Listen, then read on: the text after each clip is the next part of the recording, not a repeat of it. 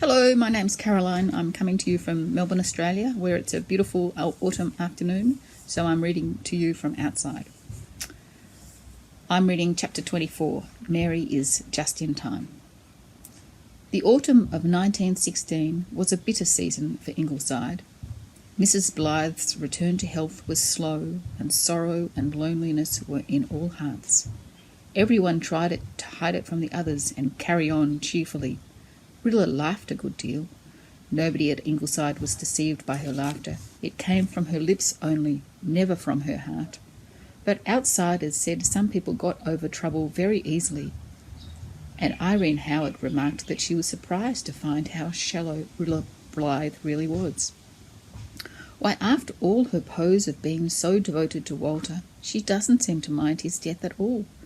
Nobody has even seen her shed a tear or heard her mention his name. She has evidently quite forgotten him, poor fellow. You'd really think his family would feel it more. I spoke of him to Rilla at the last Junior Red meeting, of how fine and brave and splendid he was, and I said life could never be just the same to me again. Now that Walter had gone, we were such friends, you know. Why, I was the very first person he told about having enlisted. And Rilla answered as coolly and as indifferently as if she was speaking of an entire stranger. He was just one of many fine and splendid boys who have given everything for their country. Well, I wish I could take things so calmly, but I'm not made like that. I'm so sensitive. Things hurt me terribly. I really never get over them. I asked Rilla right out why she didn't put on mourning for Walter. She said her mother didn't wish it, but everybody is talking about it. Rilla doesn't wear colours, nothing but white, protested Betty Mead. White becomes her better than anything else, said Irene significantly, and we all know black doesn't suit her complexion at all. But of course, I'm not saying that is the reason she doesn't wear it. Only, it's funny, if my brother had died, I'd have gone into deep mourning. I wouldn't have had the heart for anything else. I confess I'm disappointed in Rilla Blythe. I am not, then, cried Betty Mead loyally. I think Rilla is just a wonderful girl. A few years ago, I admit I did think she was rather too vain and gigglesome, but now she is nothing of the sort. I don't think there is a girl in the Glen who is so unselfish and plucky as Rilla, or who has done her bit as thoroughly and patiently. Our Junior Red Cross would have gone on the rocks 12 times if it hadn't been for her tact and perseverance and enthusiasm. You know that perfectly well, Irene. Why, I am not running Rilla down, said Irene, opening her eyes widely. It was only her lack of feeling I was criticising. I suppose she can't help it. Of course she's a born manager. Everyone knows that. She's very fond of managing too, and people like that are very necessary, I admit. So don't look at me as if I'd said something perfectly dreadful, Betty, please. I'm quite willing to agree that Rilla Blythe is the embodiment of all the virtues, if that will please you, and no doubt it is a virtue to be quite unmoved by things that would crush most people. Some of Irene's remarks were reported to Rilla, but they did not hurt her as they once would have done. That's Carilla's overhead. They didn't matter, that was all. Life was too big to leave room for pettiness. She had a pact to keep and a work to do, and through the long, hard days and weeks of that disastrous autumn, she was faithful to her task. The war news was consistently bad, for Germany marched from victory to victory over poor Romania. Foreigners, foreigners, Susan muttered dubiously. Russians or Romanians or whatever they may be, they are foreigners, and you cannot tie to them. But after Verdun, I shall not give up hope. And can you tell me, Mrs. Doctor dear, if the Dobruja is a river or a mountain range or a condition of the atmosphere? The presidential election in the United States came off in November, and Susan was red hot over that and quite apologetic for her excitement. I never thought I would live to see the day when I would be interested in a Yankee election, Mrs. Doctor dear. It only goes to show we can never know what we will come to in this world, and therefore we should not be proud. Susan stayed up late the evening of the 7th, ostensibly to finish a pair of socks, but she phoned down to Carter Flagg's store at intervals, and when the first report came through that Hughes had been elected, she stalked solemnly upstairs to Mrs. Blythe's room and announced it in a thrilling whisper from the foot of the bed. "I thought if you were not asleep you would be interested in knowing it. I believe it is for the best. Perhaps you will just fall to writing notes too, Mrs. Doctor dear. But I hope for better things. I never was very partial to whiskers, but one cannot have everything." When news came in the morning that after all Wilson was re-elected, Susan tacked to catch another breeze of optimism. "Well, better a fool you know than a fool you do not know, as the old proverb has it," she remarked cheerfully. "Not that I hold Woodrow to be a fool by any means, though by times you would not think he had the sense he was born with. But he is a good letter-writer, at least, and we do not know if the Hughes man is even that. All things being considered, I commend the Yankees. They have shown good sense, and I do not mind admitting it. Cousin Sophia wanted them to elect Roosevelt, and is much disgruntled because they would not give him a chance. I had a hankering for him myself, but we must believe that Providence overrules these matters and be satisfied, though what the Almighty means in this affair of Romania I cannot fathom, saying it with all reverence." Susan fathomed it, or thought she did, when the Asquith ministry went down and Lloyd George became Premier. "Mrs. Doctor dear, Lloyd George is at the helm at last. I have been praying for this for many a day. Now we shall see a blessed change. It took the Romanian disaster to bring it about, no less, and that is the meaning of it, though I could not see it before. There will be no more shilly-shallying. I consider that the war is as good as won, and that I shall tie to, whether Bucharest falls or not."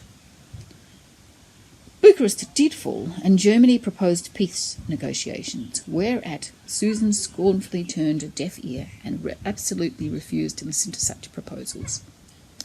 When President Wilson sent his famous December peace note, Susan waxed violently sarcastic. "Woodrow Wilson is going to make a peace, I understand.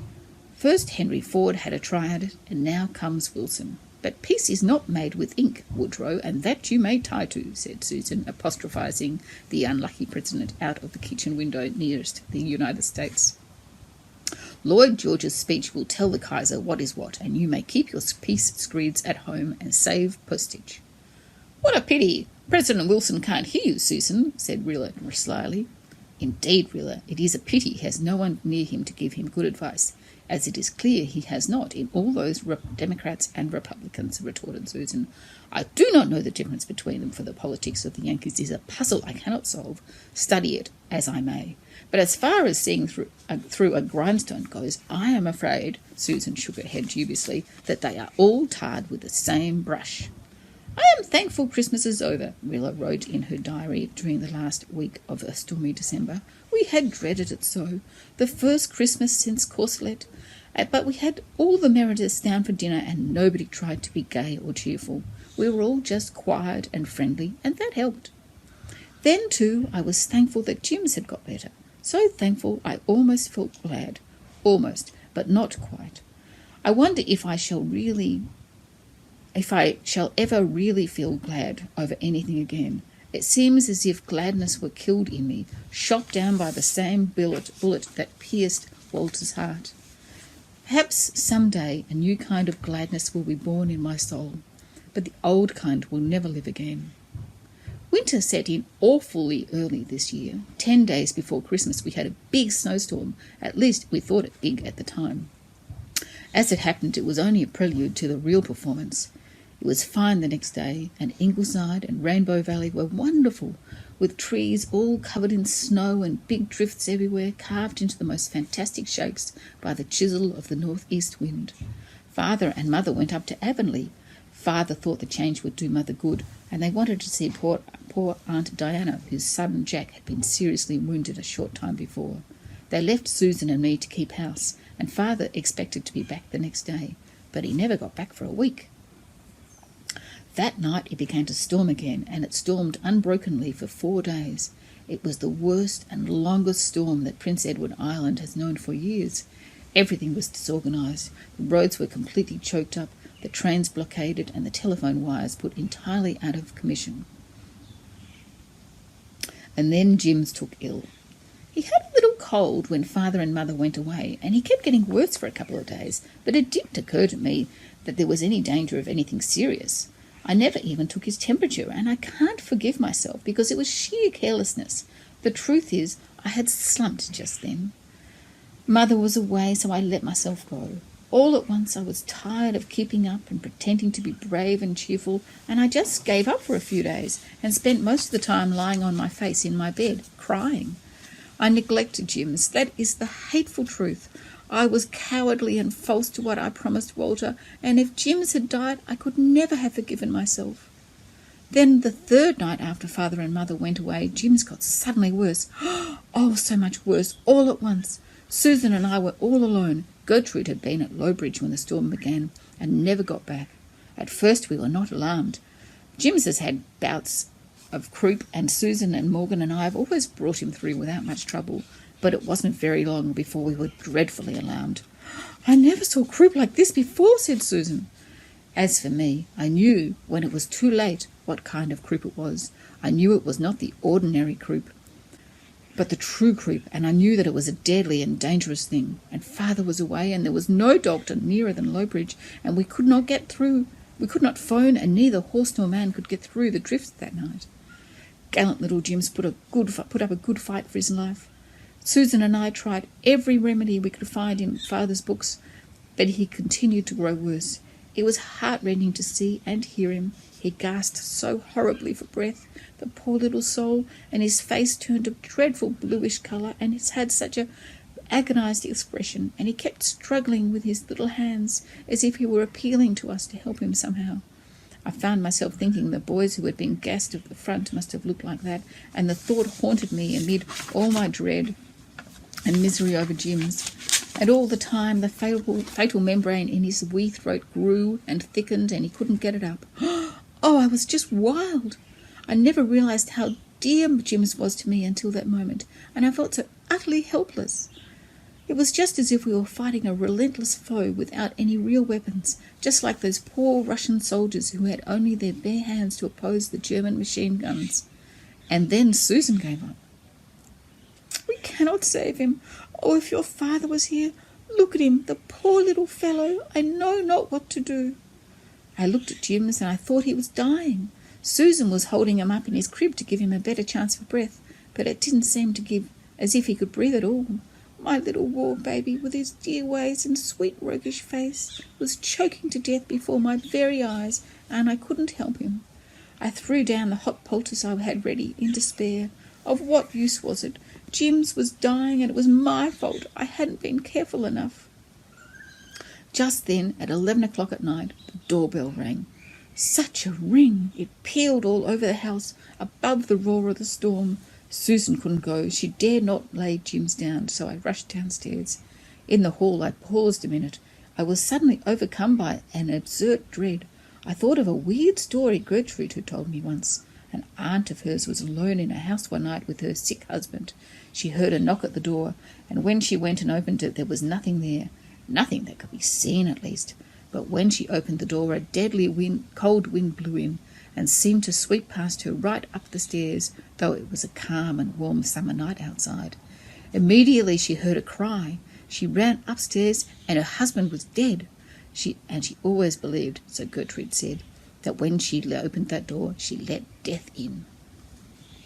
It was ridiculous of me to feel so frightened, but I was distracted and worn out, and I simply felt for a moment that I dared not open the door, that death was waiting outside. Then I remembered that I had no time to waste, must not be so foolish, and I sprang forward and opened the door. Certainly a cold wind did blow in and filled the hall with a whirl of snow, but there on the threshold stood a form of flesh and blood, Mary Vance, coated from head to foot with snow, and she brought life, not death, with her, though I didn't know that then.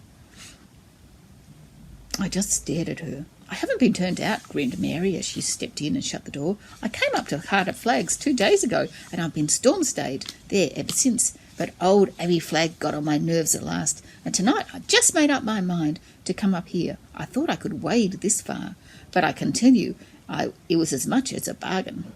Once I thought I was stuck for keeps. I had an awful night." I came to myself, and I knew I must hurry upstairs. I explained as quickly as I could to Mary, and left her trying to brush the snow off.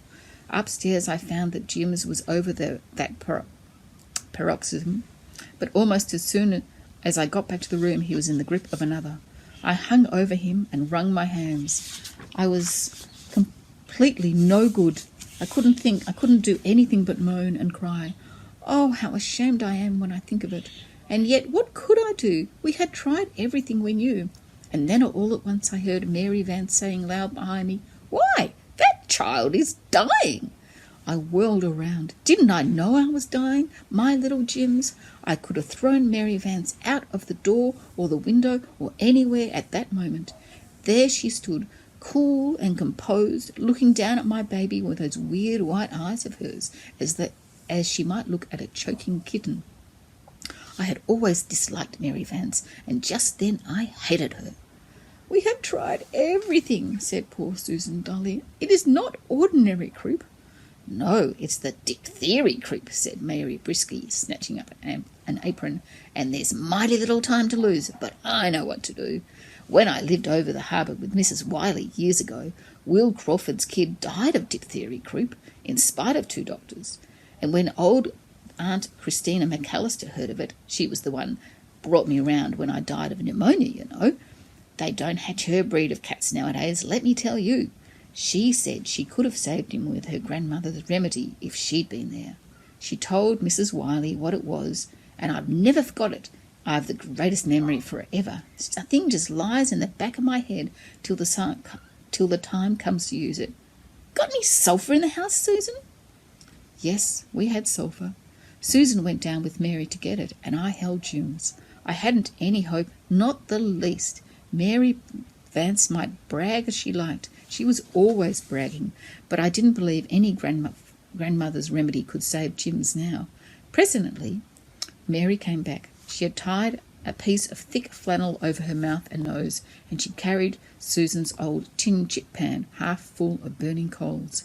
"You watch me," she said boastfully.